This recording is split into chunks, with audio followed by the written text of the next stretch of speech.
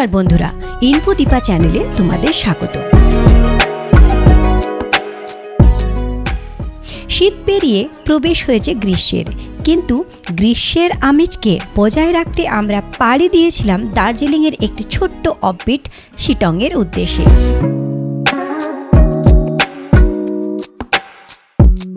এই অফবিটকে কেন্দ্র করে রয়েছে অনেক সুন্দর সুন্দর সাইট সিন, এবং এই গ্রাম থেকেই তোমরা উপভোগ করতে পারবে চা বাগান এবং কাঞ্চনজঙ্ঘাকে একসাথে। আমরা এইরকমই একটি হোমস্টেতে উঠেছিলাম, যেটির নাম কমল হোমস্টে।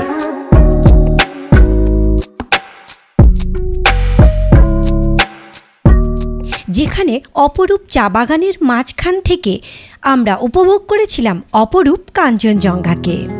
বন্ধুরা, আজকে আমাদের এই ভিডিওটিতে তোমাদের দেখাবো এই হোমস্টেটি ঠিক কী রকম এবং পুরো শিটং তোমরা কিভাবে ট্যুর প্ল্যান করবে এবং এখানে কি কি দেখার জিনিস রয়েছে।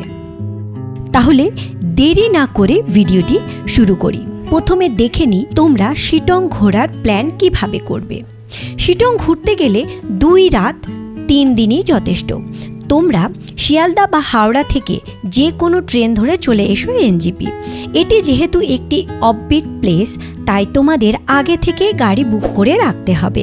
তবে বলে রাখি, তোমরা যদি 4 জনের গ্রুপ হও তাহলে তোমাদের ছোট্ট গাড়ি নিলেই হয়ে যাবে, আর এটির ভাড়া পড়বে 3,500 টাকা।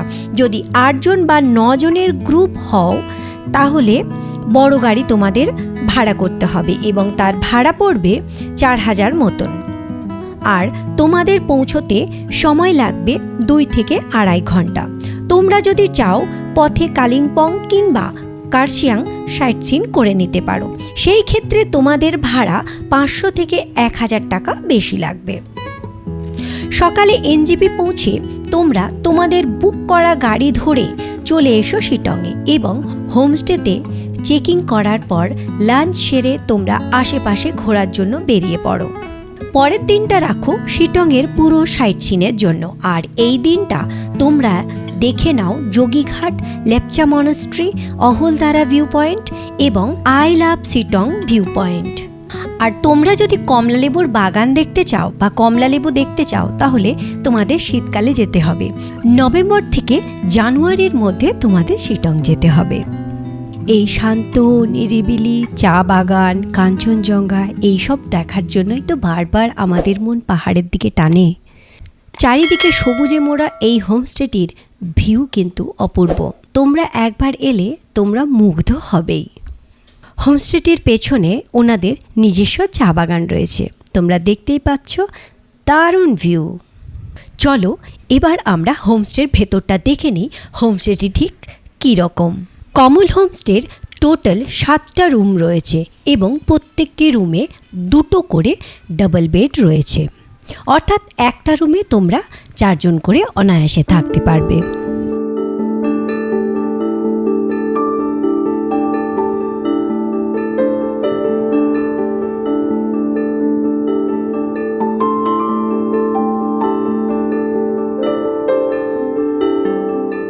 রুমের জানলা খুললেই দারুণ ভিউ তোমরা দেখতে পাবে।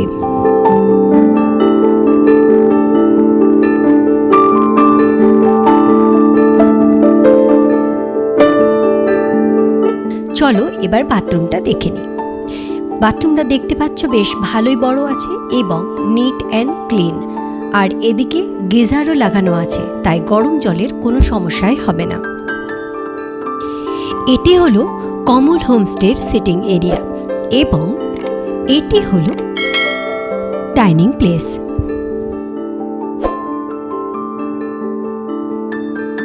হ্যাঁ, তোমাদের একটা কথা বলে রাখি, এনাদের রুম ভাড়ার সাথে খাবার দাবার ইনক্লুড করা হয়েছে। ব্রেকফাস্টে তোমরা পেয়ে যাচ্ছ রুটি অথবা লুচি, সাথে সবজি আর অমলেট। লাঞ্চে তোমরা পেয়ে যাবে এগ কারি, সবজি, রাইস, ডাল, স্যালাড, আলু ভাজা অথবা পাঁপড়। বিকেলের স্ন্যাক্সে তোমরা পেয়ে যাচ্ছ পেঁয়াজি, আলুর চপ এবং চা। এই হোমস্টের ভাড়া আমাদের নিয়েছিল 1600 টাকা পার হেড পার ডে এবং আমরা সাথে পেয়েছিলাম 4 বেলার খাবার দাবার। পার্সোনালি এই হোমস্টেটি আমার দারুণ লেগেছে, যেমন ভিউ তেমনি সুন্দর। এই হোমস্টের খাবার দাবার তো ভালো ছিলই, স্টাফদের ব্যবহারও খুব ভালো। আমি সবাইকেই বলবো তোমরা একবার হলেও এই হোমস্টেতে এসো। আমি এখানকার সমস্ত ডিটেলস ডিসক্রিপশন বক্সে দিয়ে রাখলাম। এখানে বনফায়ারেরও ব্যবস্থা আছে, তবে এটার জন্য তোমাদের আগে থেকে বলে রাখতে হবে এবং বনফায়ারের জন্য তোমাদের এক্সট্রা টাকা পে করতে হবে। আমার ভিডিওটি তোমাদের কেমন লাগলো অবশ্যই কমেন্ট করে জানিও। লাইক শেয়ার করতে একদম ভুলো না। সাবস্ক্রাইব না করা থাকলে চ্যানেলটিকে অবশ্যই সাবস্ক্রাইব করে দিও।